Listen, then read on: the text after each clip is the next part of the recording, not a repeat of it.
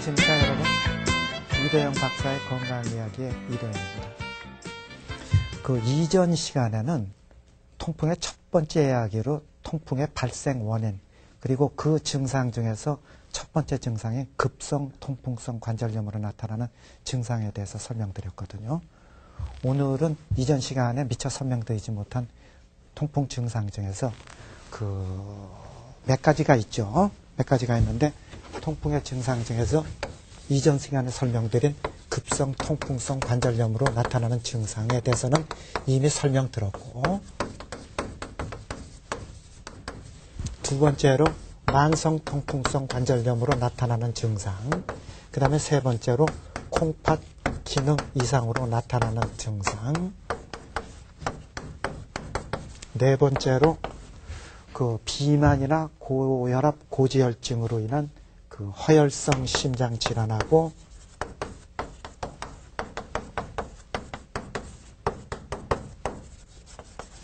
뇌혈관 장애로 나타나는 증상에 대해서 설명드리고, 나머지 시간에 그 진단 방법에 대해서 설명드리겠습니다. 그러면 급성 통풍성 관절염 증상은 이전 시간에 설명드렸고, 두 번째로 통풍 증상 중에서 만성 통풍성 관절염으로 나타나는 증상에 대해서 설명드리겠습니다.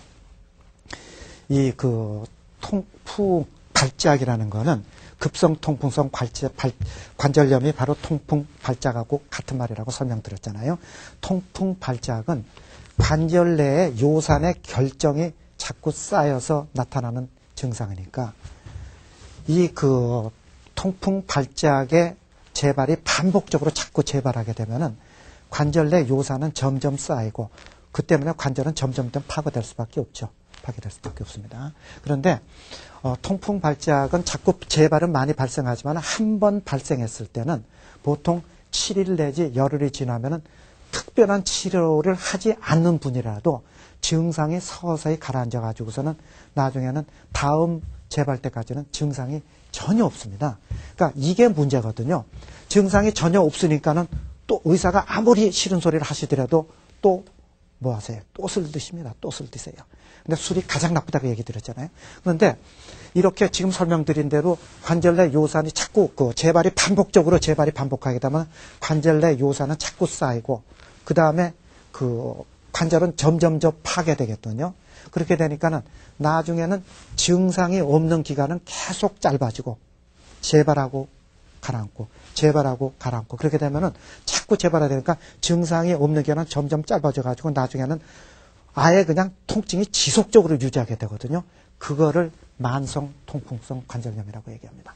그러니까 그 시기에 되면은 주로 나타나는 증상이 관절이 심하게 망가지고 부서졌기 때문에 관절이 잘 굳어져서 움직이지 못해요. 엄지발가락이 다 굳어버립니다. 그리고 24시간 통증이 있거든요. 그리고 약이나 무슨 치료를 해도 통증이 잘 가라앉지도 않아요. 이런 증상으로 고생하게 되거든요. 그런데 이 시기가 되면은 결국은 요산의 결정이 몸 안에 여러 쪽에 쌓였으니까 눈에 보이는 게 요새는 그런 분들 참 드뭅니다. 이런 피하 지방층에서도 요산 결정이 쌓일 수가 있거든요. 그래서 옛날에로 보면은 요산의 결정이 귓바퀴에 쌓입니다. 그 귓바퀴에 쌓여가지고 이렇게 보면 응어리가 만져지고 이렇게 콱 짜면은 이렇게 하얀 백묵가루 같은 게 이렇게 요산 결정의 덩어리거든요. 백묵 같은 게 찌익 삐져나오고 그러거든요. 그게 만성 통풍성 관절염으로 나타나는 증상하고 현상입니다. 그 다음에 세 번째 통풍으로 나타날 수 있는 증상이 콩팥 기능 이상이거든요. 콩팥 기능 이상도 역시 요산 결정체가 콩팥에 자꾸 쌓여가지고서는 결국은 나타나는 증상인데 가장 많은 콩팥 기능 이상은 뭐냐면은 콩팥이나 요로에 쌓인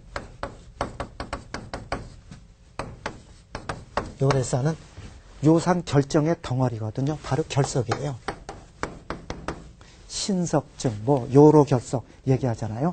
신석증 요로결석 환자가 다른 원인도 많이 있지만은 상당한 퍼센트는 통풍으로 인해서 생긴 돌멩입니다. 세포 돌멩이거든요. 그러니까는 이런 콩팥이나 요로결석이 발생하면은 어떤 증상으로 고생하는지 알죠? 그러니까 시도 때도 없이 옆구리 아파가지고 허리 펴기 힘들고 소변 자주 마렵고 또 소변에 가끔가다 피 섞여서 피 붉게 나오고 뭐 이런 증상으로 고생하게 되거든요. 그런데 그게 문제가 아니라 통풍으로 인한 콩팥이나 요로 결석 환자가 제대로 적절한 치료를 하지 못하면은 이 요산의 결정이 콩팥에 점점 쌓일 수밖에 없잖아요. 그러니까 콩팥은 점차 파괴되고 그렇게 되면 콩팥 기능은 점점 떨어지고 망가질 수밖에 없겠습니다. 그러니까 나중에는 콩팥 기능이 완전히 파괴돼가지고 신부전증으로 인한 요독증이죠. 오줌독 올랐다는 뜻입니다. 요독증으로 사망합니다. 요새는 그런 환자 적지만은 과거에는 있었어요. 그런데 과거에는 전 시간에 설명드렸겠지만은 종합검진도 일반화되지도 않고 혈중 요산 검사를 그렇게 자주 시행하는 검사가 아니었거든요. 그러니까는 혈중 요산 검사를 자주 시행하지 않으니까는 통풍이 아주 심하게 증상이 나타나야만 발견되니까는 진단이 늦어질 수밖에 없습니다. 첫째가 진단이. 그 다음에 두 번째는 여러 가지가 있지만은 뭐 경제적인 이유도 있고 그 다음에 이런 자기 몸에 대해서 무관심의 이유도 있고 그렇겠지만은 혈중 요산이 높은 게 발견됐다 하더라도 그렇게 치료에 무관심했습니다. 별로 치료를 안 해요. 그렇게 되니까는 콩팥이 자꾸 요산이 세가지고 콩팥이 자꾸 망가질 수밖에 없거든요. 그래서 요새는 많이 드물지만은 옛날에는 요산 이 정상으로 올라간 통풍 환자의 후유증으로 사망하는 경우가 있는데 그 사망 원인의 반 이상이 심부전증에 의한 요로 결석이었습니다. 그래서 요로 결석이고 요독증이고 그랬거든요. 근데 요새는 일반 종합검진뿐 아니라 일반 검사에도 혈중 요산 검사는 자주 시행하기 때문에 통풍의 증상이 나타나기 이전에 그냥 단순히 혈중 요산이 높은 상태에서 대부분이 발견됩니다. 그렇기 때문에 옛날하고 달라서 조기 치료 가능하고 그 다음에 통풍 증상도 훨씬 약해지고 경량화되는 걸로 바뀌고 있거든요. 자, 다음에는 네 번째 증상인 허혈성 심장질환과 뇌혈관 장애입니다. 자, 그러면은 이런 분들이 통풍 환자가 비만이 동반될 확률은 40%입니다. 통풍 환자가 고혈압이 동반될 확률은 60%나 된다고요. 60%. 굉장히 높습니다. 그리고 고지혈증이라는 말은 알죠? 혈액 속에 콜레스테롤이나 중성지방이 높은 거를 고지혈증이라 그러잖아요. 이 고지혈증이 동반될 확률이 40%예요. 굉장히 높거든요. 그러니까는 이런 비만, 고혈압, 고지혈증이 있으면 여러분 내과 질환은 뭐 상하세요? 이런 분들이 가장 특징적인 게 뭐냐면 혈관이 좁아지는 동맥경화증에 발병하고 관계가 많을 수밖에 없거든요. 그리고 혈관이 좁아지는 동맥경화증이 생겼다. 그러면은 심장이 막히거나 뇌혈관이 막힐 수밖에 없습니다. 그러니까 심장이 막히면은 허혈성 심장질환, 뇌혈관이 막히면은 뇌혈관 장애 이런 증상 나고 있거든요. 허혈성 심장질환 그럼 무슨 병인지 알죠? 협심증, 심근경색, 심장마비 뭐예요? 사망할 수도 있다는 뜻입니다. 사망할 수도. 그 다음에 뇌혈관 장애 뭐죠? 뇌졸중, 뇌경색 보통 사람들이 중풍이라고 얘기하는 중풍의 한 종류거든요. 그러니까는 이 얘기를 또 까꿀 얘기하면은 통풍 환자가 적절한 치료를 시행하지 않으면은 뭐 단순히 관절염뿐 아니라 확률은 많지 않지만 저렇게 상당히 안 좋은 질환도 올 가능성이 있다는 뜻입니다. 그래서 통풍 환자가 적절한 치료를 시행하지 않으면은 옛날에는 콩팥이 망가져서 오는 심부전증에서 요독증으로 사망하셨는데 요새는 요독증으로 사망하는 경우는 참 드물어요. 그리고 실제 보기도 어렵고 그러면 요새는 어떤 후유증이 주로 발생하냐? 지금 설명드린 허혈성 심장 질환하고 뇌혈관 장애하고 연관된 질환이죠. 그러니까 협심증, 심장마비, 심근경색, 뇌졸중, 뇌경색 이런 질환과 관계되는 후유증으로 사망합니다. 그러니까는 다시 또 강조해드리지만은 통풍 환자가 비만, 고혈압, 고지혈증이 동반됐다. 그러면은 상당히 신경 써가지고 관리하고 치료를 하셔야 된다는 뜻입니다. 자, 그러면은 이렇게 여러 가지 증상이 다양하게 나타나는 통풍이죠. 통풍의 진단은 어떻게 하냐는 얘기예요. 첫째가 지금까지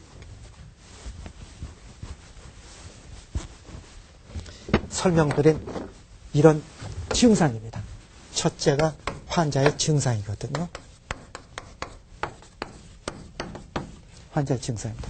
다시 아주 간단하게 설명드리면은 1번이 관절이죠. 관절. 그 중에서 엄지발가락에 아주 특징적인 심한 통증하고 부종이 있나 없나. 그 다음에 또 박히고 반복적으로 재발이 있나 없나. 발가락에.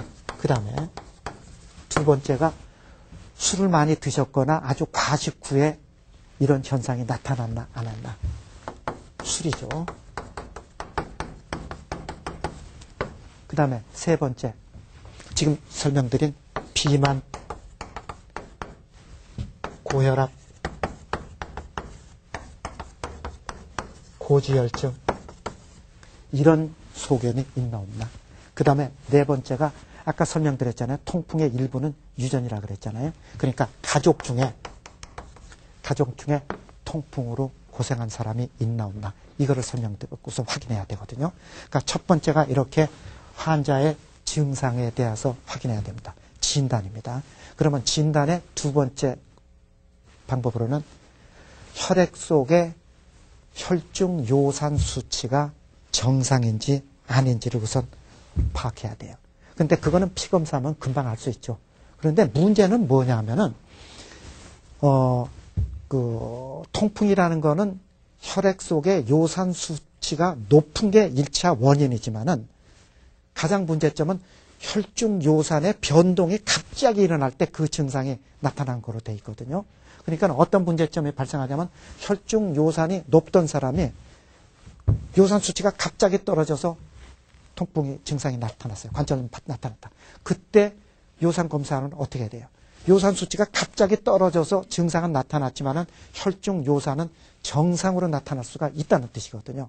그러니까는 틀림없이 급성 통풍성 관절염이다. 통풍 발작이 엄지발가락에 왔다. 이때 만약에 요산 검사를 하면 요산 검사가 정상으로 나올 수 있으니까 주의가 필요하다는 뜻입니다. 그러니까 이런 경우에는 증상이 호전된 후에 일정한 시간이 지난 다음에 다시 검사하면 요산 수치가 다시 높게 올라가요. 그러니까 진단의 두 번째 증상 방법입니다.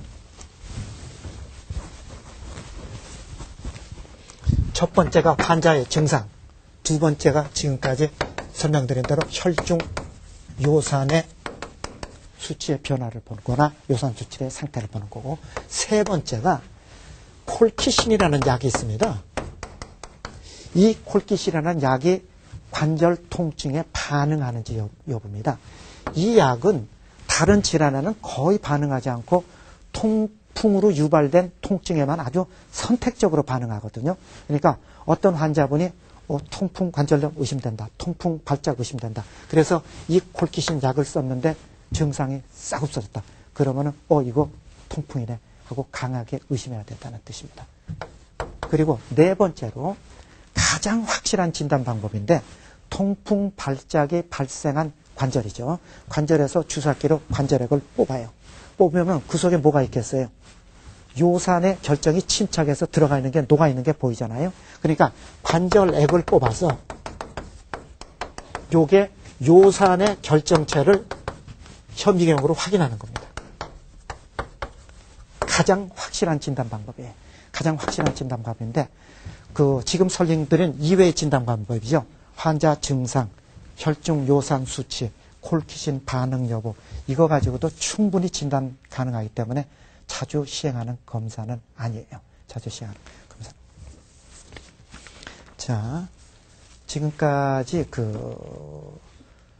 통풍의 두 번째 시간에서는 통풍으로 발생하는 여러 가지 증상, 그 다음에 그 진단 방법에 대해서 설명드렸거든요. 박사님, 통풍이요, 여성보다 남성에게 많이 발생하는데요. 그 이유가 있나요? 예. 이게 뭐냐면은, 이거는 체질적 요인입니다. 체질적 요인인데, 혈중 요산 수치를 점검해 보면은요, 성인 남성은 20% 이상이 정상 수치를 넘어섰다고 설명드렸잖아요. 그러니까는 혈중 요산 수치가 정상 수치가 0 내지 7mg%인데 혈중 요산.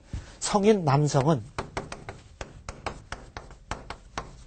20% 이상이 이미 이거를 넘어섰는데 여성분은 5mg도 넘는 사람이 그렇게 많지가 않습니다.